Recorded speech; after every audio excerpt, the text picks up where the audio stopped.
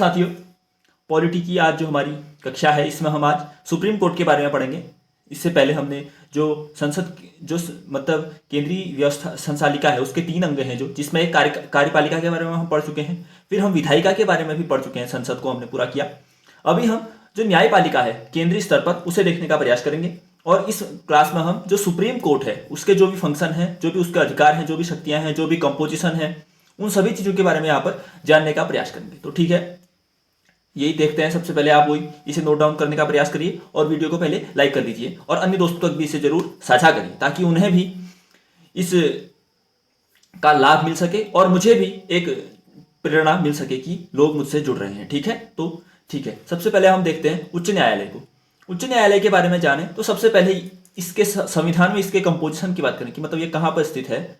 तो संविधान में इसकी स्थिति जो है वो है संविधान के भाग 5 में जो केंद्रीय संचालिका है, चाहे कार्यपालिका हो, विधायिका हो या फिर न्यायपालिका हो, तीनों भाग 5 में ही है।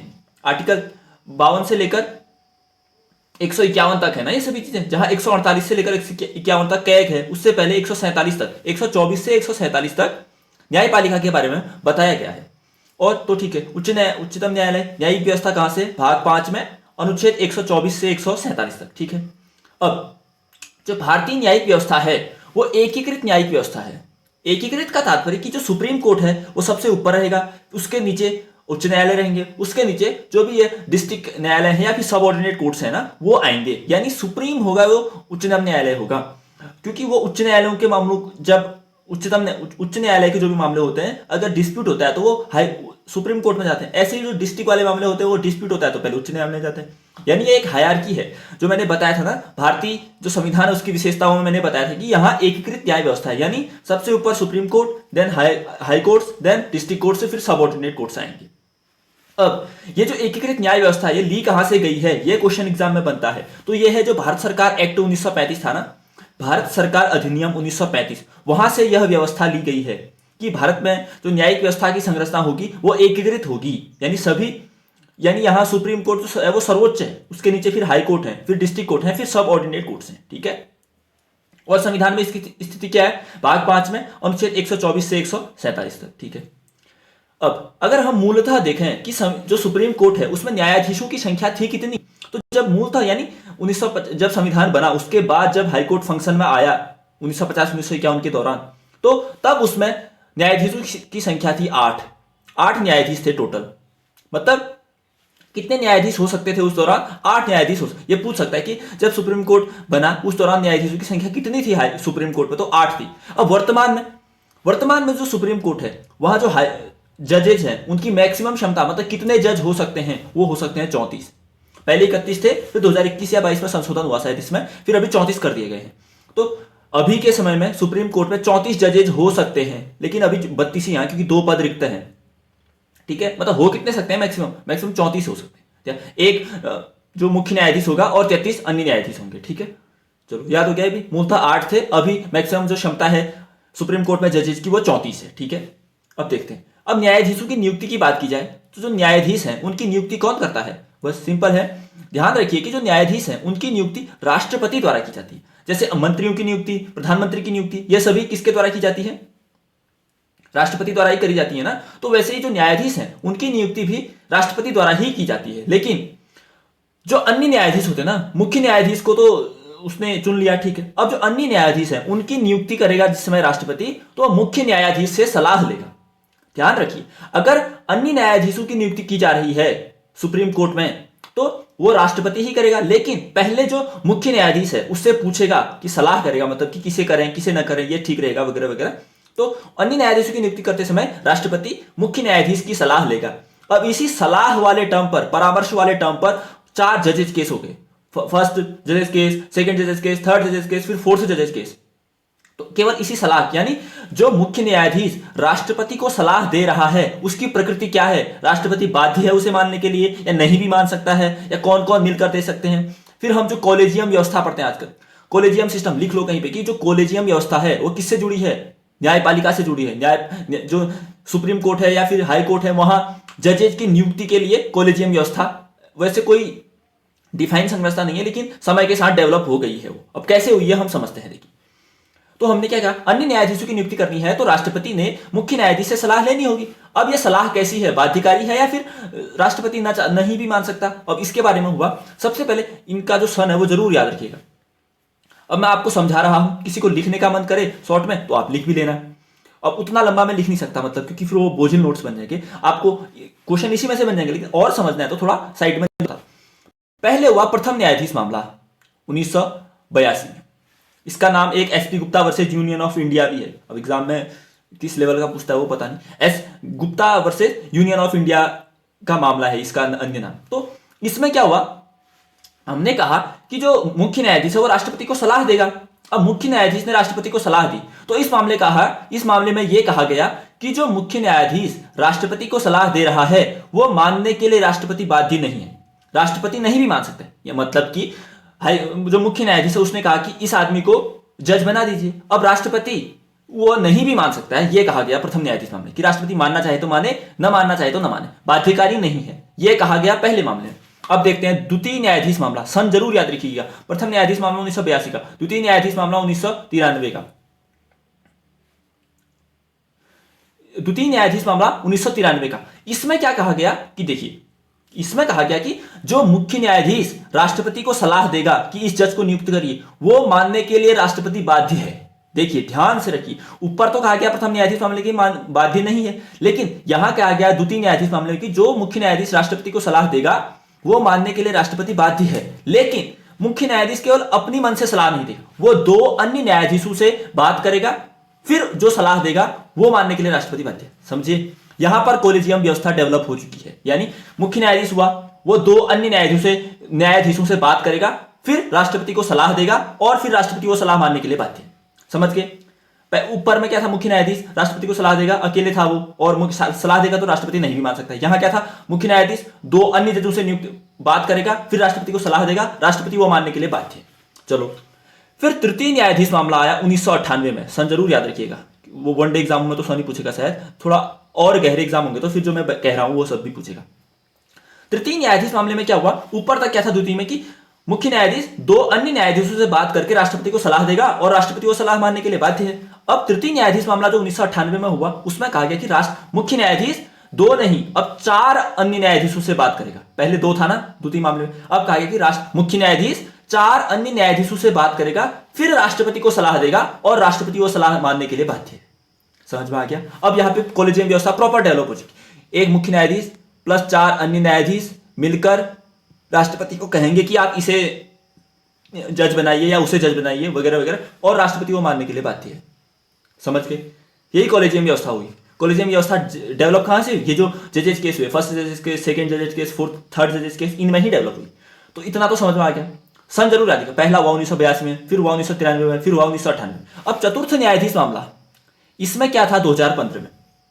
इसमें हुआ क्या, जो संसद है ना, अब देखिए ये तो सब न्यायपालिका ही अपने उसमें आ रखी है कि राष्ट्रपति तक न्यायाधीश की बात मानेगा, बाध्यकारी है, यानी जो विधायिका वाला है वो न्यायपालिका के अंदर आ गई, तो फिर ये संसद को अच्छा नहीं लगा। उसने क्या कहा, ये कोलिजियम व्यवस्था को ही रद्द कर देते हैं। कहा अब ये वाली व्यवस्था नहीं होगी, हम कुछ दूसरा लाएंगे कि जो जजेस की नियुक्ति है वो संसद के अकॉर्डिंग होगी, मतलब हम जैसा हम चाहेंगे वैसे करेंगे वाला कहा गया कुछ इसमें, क्योंकि कानून मंत्री को शामिल किया गया था उसमें। तो फिर सुप्रीम कोर्ट ने क्या किया, इस पूरे जजेज को, जो संसद 99वां कॉन्स्टिट्यूशनल अमेंडमेंट एक्ट लाई थी ना 2014 में, उसको ही रद्द कर दिया।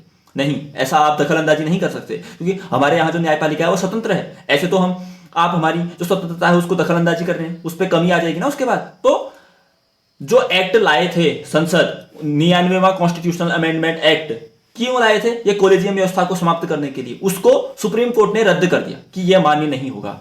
इसे ही कहते हैं चतुर्थ न्यायाधीश मामला। कब का? 2015। ध्यान रहेगा, आपको जरूर रखना है। क्वेश्चन ये भी बनता है, एक इकलौता ऐसा कौन सा कॉन्स्टिट्यूशनल अमेंडमेंट एक्ट है जिसे रद्द कर दिया गया है? तो वो भी 99वां ही है, और किससे जुड़ा है? कोलिजियम व्यवस्था से जुड़ा है। तो प्रथम न्यायाधीश मामला, द्वितीय न्यायाधीश मामला, तृतीय न्यायाधीश मामला, चतुर्थ न्यायाधीश मामला, इससे कभी भी क्वेश्चन बनेगा तो गलत नहीं होना चाहिए। ठीक है, चलो इतना भी हुआ।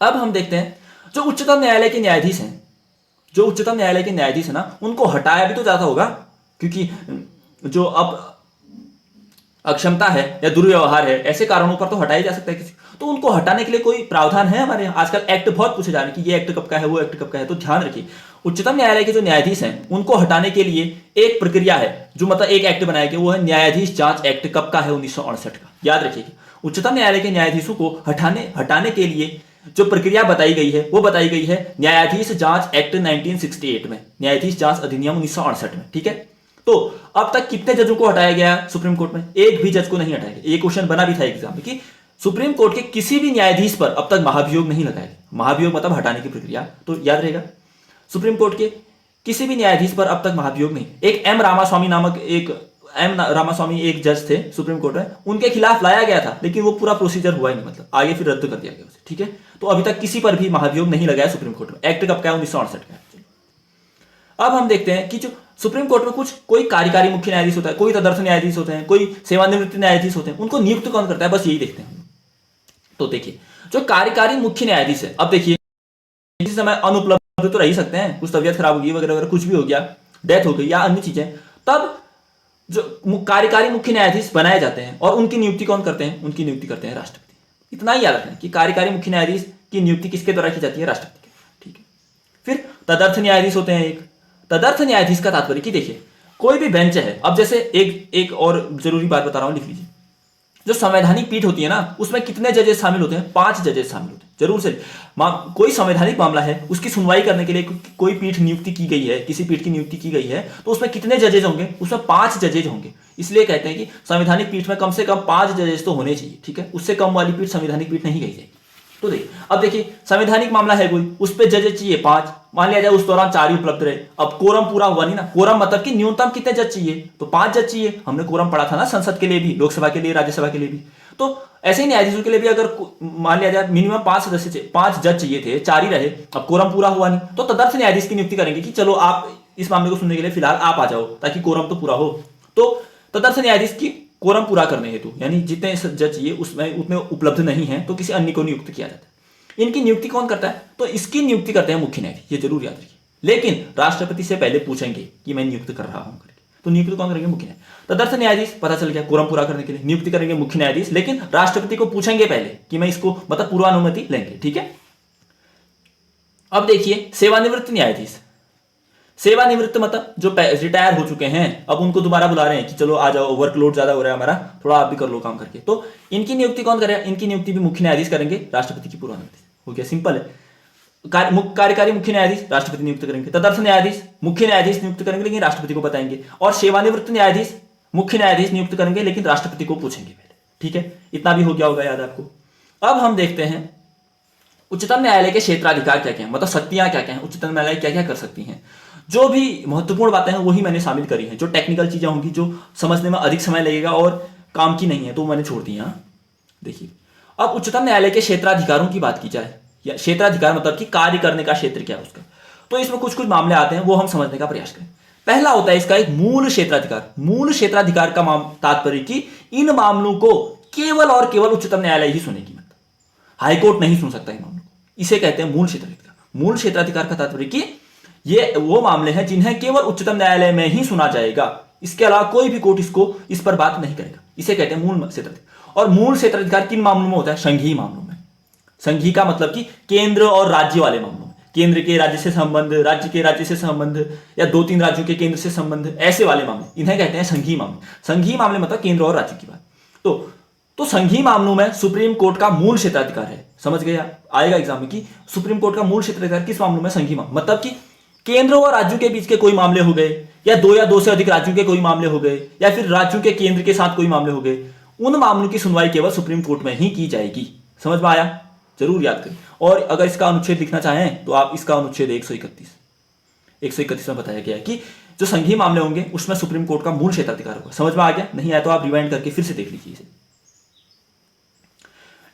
एक होता है फिर न्यायादेश क्षेत्राधिकार। इसके बारे में तो आपने सुना ही है, पढ़ा भी था हमने जब हम मूल अधिकार पढ़ रहे थे, फंडामेंटल राइट्स। तो न्यायादेश क्षेत्राधिकार का तात्पर्य कि नागरिकों के जो मूल अधिकार है ना, उनको गारंटी दी जाती है।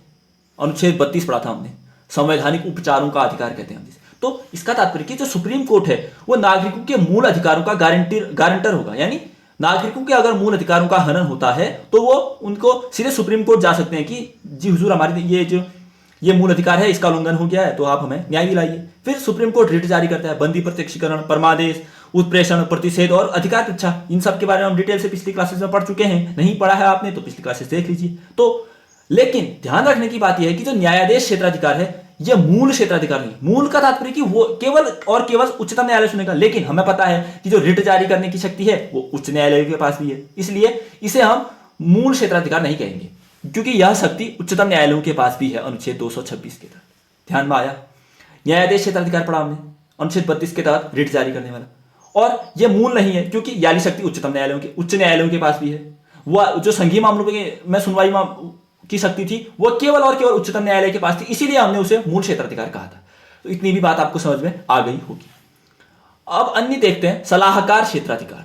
सलाहकार क्षेत्राधिकार, इसका तात्पर्य है कि सबसे पहले यह बताया गया अनुच्छेद 143, मतलब कि राष्ट्रपति उच्चतम न्यायालय से सलाह ले सकता है, इसे कहते हैं सलाहकार क्षेत्राधिकार। यानी अनुच्छेद 143 में कहा गया है कि राष्ट्रपति चाहे तो किसी भी मामले में उच्चतम न्यायालय से सलाह ले सकता है, और जो उच्चतम न्यायालय राष्ट्रपति को सलाह देगा ना, वो मानने के लिए राष्ट्रपति बाध्य नहीं है। ये भी मतलब जैसे कुछ हो गया, इश्यू उत्पन्न हो गया, जल विवाद हो गया या फिर कहीं पर बॉर्डर विवाद हो गया, तो राष्ट्रपति कह सकते हैं कि यार उच्चतम न्यायालय बताओ क्या करें इस मामले में। उच्चतम न्यायालय ऐसा ऐसा करो, ऐसा ऐसा करो कहेगा। अब राष्ट्रपति चाहे तो माने और चाहे तो ना माने, उसकी मर्जी है, बाध्य नहीं है मतलब मानने के। आपको सिर्फ इतना याद रखना है कि राष्ट्रपति किसी मामले में उच्चतम न्यायालय से सलाह ले सकता है, और यह अनुच्छेद 143 में बताया गया है, और राष्ट्रपति यह सलाह मानने के लिए बाध्य नहीं है। इतनी बातें आपको याद रखनी है, ठीक है। अगली बात, अब हम पढ़ेंगे अभिलेख न्यायालय। जो सुप्रीम कोर्ट है वो एक अभिलेख न्यायालय भी है। इसका तात्पर्य क्या हुआ? फिर सबसे पहले तो आप इसका अनुच्छेद याद रखिए, 129। मैं जहां पर भी लग रहा है मतलब मुझे कि आपको अनुच्छेद भी याद होने चाहिए, मैं लिख ले रहा हूँ साइड में, इसलिए आप भी इसे जरूर नोट डाउन करिए। और तीन चार आ रहे हैं रोज के, तो भूलना तो नहीं। आज क्या क्या पढ़ा हमने? अनुच्छेद 131 पढ़ा, संघीय मामलों में मूल क्षेत्राधिकार वाला, 32 पढ़ा, 226 पढ़ा, अभी 129 पढ़ रहे हैं, अभिलेख न्यायालय। तो सुप्रीम कोर्ट एक अभिलेख न्यायालय है। किस अनुच्छेद में बताया गया है? यह आएगा तो अनुच्छेद 129 में। इसका तात्पर्य कि अगर सुप्रीम कोर्ट की कोई अवमानना करे, न्यायालय की अगर अवमानना करे, यानी उसके खिलाफ कुछ कहे वगैरह वगैरह, तो उसको दंड देने की शक्ति है न्यायालय के पास। समझ में आए? इसे कहते हैं अभिलेख न्यायालय। अभिलेख न्यायालय अनुच्छेद 129, न्यायालय की अवमानना पर दंड देने की शक्ति। और यह शक्ति कहां डिफाइंड है? यह है न्यायिक अवमानना एक्ट 1971 का। ये दो एक्ट, आज हमने दो एक्ट पढ़े। एक न्यायिक जांच अधिनियम 1968 का, जिसमें न्यायालय के जो भी जजेज हैं उनके खिलाफ कार्रवाई की जाती है, और एक पढ़ा हमने न्यायिक अवमानना एक्ट 1971 का। इसमें सुप्रीम कोर्ट को अवमानना पर दंड देने की शक्ति है। ध्यान रहेगा आपको, न्यायिक अवमानना एक्ट। अब एक बार फटाफट रिवाइज कर लेते हैं क्या क्या पढ़ा हमने आज। उच्चतम न्यायालय, सुप्रीम कोर्ट भारत में एकीकृत न्याय व्यवस्था है। कहां से ली गई है? भारत सरकार एक्ट 1935 से ली गई है। यह संविधान के भाग 5 में अनुच्छेद 124 से 147 तक बताई गई है। मूलतः सुप्रीम कोर्ट में 8 न्यायाधीश थे, एक मुख्य न्यायाधीश और 7 अन्य न्यायाधीश। और अभी वर्तमान में जो मैक्सिमम क्षमता है न्यायाधीश की सुप्रीम कोर्ट में, वो 34 है। एक मुख्य न्यायाधीश होगा और 33 अन्य न्यायाधीश होंगे। न्यायाधीशों की नियुक्ति राष्ट्रपति द्वारा की जाती है। अन्य न्यायाधीशों की नियुक्ति राष्ट्रपति द्वारा मुख्य न्यायाधीश की सलाह पर की जाती है। और इसी सलाह टर्म को डिफाइन करने के लिए ये कुछ जजेज केसेस हुए। प्रथम न्यायाधीश मामला 1982, इसमें कहा कि जो मुख्य न्यायाधीश सलाह देगा वो राष्ट्रपति मानने के लिए बाध्य नहीं है। फिर द्वितीय न्यायाधीश मामला है 1993 में, इसमें कहा कि मुख्य न्यायाधीश की सलाह मानने के लिए राष्ट्रपति बाध्य है, लेकिन मुख्य न्यायाधीश 2 अन्य न्यायाधीशों से बात करके यह सलाह देगा, ठीक है। तृतीय न्यायाधीश मामले में कहा गया कि जो 1998 में, इसमें कहा कि मुख्य न्यायाधीश की सलाह मानने के लिए राष्ट्रपति बाध्य है, लेकिन मुख्य न्यायाधीश अब 2 नहीं 4 अन्य न्यायाधीशों से बात करेगा, तब ये सलाह देगा, ठीक है। चतुर्थ न्यायाधीश मामला क्यों आया? क्योंकि संसद ने एक एक्ट लाई थी, 99वां कॉन्स्टिट्यूशनल अमेंडमेंट एक्ट 2015, जिसमें उसने कोलेजियम व्यवस्था को रद्द करने का प्रयास किया और न्यायाधीशों की नियुक्ति के लिए एक अन्य व्यवस्था बनाने का प्रयास किया। तो सुप्रीम कोर्ट ने कहा कि ये तो न्यायपालिका की स्वतंत्रता का हनन है, इसलिए हम इसे नहीं मानेंगे, और उसे रद्द कर दिया गया। इसे कहते हैं चतुर्थ न्यायाधीश मामला 2015 में, ठीक है। फिर हमने देखा उच्चतम न्यायालय के न्यायाधीशों को हटाने की प्रक्रिया कहां बताई गई है? न्यायाधीश जांच एक्ट 1968 में। और हमने यह भी देखा कि सुप्रीम कोर्ट के अभी तक किसी भी न्यायाधीश पर महाभियोग का मामला नहीं लगाया गया, ठीक है। फिर हमने देखा कार्यकारी मुख्य न्यायाधीश, जिसकी नियुक्ति राष्ट्रपति करते हैं। फिर हमने देखा तदर्थ न्यायाधीश, जब कोरम पूरा नहीं होता है तो तदर्थ न्यायाधीश की नियुक्ति की जाती है। आप नोट भी किया कि जो संवैधानिक पीठ है उसमें कितने जज होने चाहिए? 5 जज तो होने ही चाहिए। फिर हमने कहा कि तदर्थ न्यायाधीश की नियुक्ति मुख्य न्यायाधीश करता है, लेकिन राष्ट्रपति से पहले पूछ लेता है। फिर हमने देखा सेवानिवृत्त न्यायाधीश, यानी कोई रिटायर्ड जज हो गया, अगर काम का बोझ बढ़ गया तो उसे वापस बुला सकते हैं, इसे भी नियुक्ति करेगा मुख्य न्यायाधीश, लेकिन राष्ट्रपति की पूर्वानुमति से। फिर हमने उच्चतम न्यायालय के क्षेत्राधिकार पढ़े, मूल क्षेत्राधिकार पढ़ा, अनुच्छेद 131 वाला। हमने कहा कि 11 क्षेत्राधिकार तो सुप्रीम कोर्ट का मूल है, क्योंकि जो संघीय मामले हैं इनसे जुड़े मामलों को केवल और केवल उच्चतम न्यायालय ही सुनेगा, जैसे केंद्र और राज्यों के बीच के मामले, या फिर 2 या 2 से अधिक राज्यों के बीच के मामले, ठीक है। फिर हमने न्यायाधीश क्षेत्राधिकार पढ़ा। हमने कहा कि जो सुप्रीम कोर्ट है वो जो नागरिक हैं उनके मूल अधिकारों का संरक्षक भी है, यानी अगर उनके मूल अधिकारों का उल्लंघन होता है तो वो सुप्रीम कोर्ट जाकर कह सकते हैं कि हमारे ये अधिकार उल्लंघित हुए हैं, आप इन्हें हमें न्याय दिलवाइए। फिर वो अनुच्छेद 32 के तहत रिट जारी करता है। हमने देखा 5 रिट होती हैं: बंदी प्रत्यक्षीकरण, परमादेश, प्रतिषेध, उत्प्रेषण और अधिकार परीक्षा। फिर हमने कहा कि यह क्षेत्राधिकार सुप्रीम कोर्ट का मूल नहीं है। क्यों? क्योंकि रिट जारी करने की शक्ति उच्चतम न्यायालय की, उच्च न्यायालयों के पास भी है, जो हाईकोर्ट्स होते हैं राज्यों में, और वो शक्ति उनके पास अनुच्छेद 226 के तहत है। फिर हमने देखा सलाहकार क्षेत्राधिकार भी है सुप्रीम कोर्ट, मतलब कि सलाह देने की कहां डिफाइंड है? अनुच्छेद 143 में डिफाइंड है। इसमें हमने यह पढ़ा कि राष्ट्रपति उच्चतम न्यायालय से सलाह ले सकता है किसी मामले, और वो सलाह मानने के लिए वो बाधित नहीं है। फिर हमने पढ़ा अभिलेख न्यायालय की अगर न्यायालय की कोई अवमानना करता है तो सुप्रीम कोर्ट उसे दंड दे सकता है, और यह अभिलेख न्यायालय का वर्णन था अनुच्छेद 129 में। फिर हमने कहा कि यह सजा देने का प्रावधान किस एक्ट में किया गया है? तो यह है न्यायिक अवमानना एक्ट 1971 में, न्यायिक अवमानना एक्ट 1971। तो इतनी सारी बातें आज हमने पढ़ी, अच्छी लगी होगी क्लास। अब अगली क्लास में मिलते हैं, तब तक के लिए धन्यवाद, नमस्कार। अच्छे से पढ़िए और चैनल को अन्य लोगों तक पहुंचाइए, लाइक करिए और सब्सक्राइब करिए।